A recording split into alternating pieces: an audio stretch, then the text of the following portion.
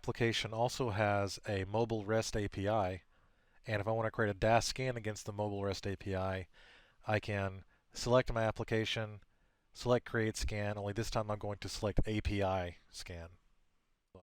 And now I can use a Postman collection or an OpenAPI Swagger document to create the scan. So I'm going to select my Postman collection and go through my other configuration options. So like private site scanning, I'm going to leave it alone. I'm going to make sure I have my domain set. There we go. And if I have any authentication, any HTTP authentication or communication, form fill, any of that stuff, I can adjust that just as I did the regular web applications DAST scan.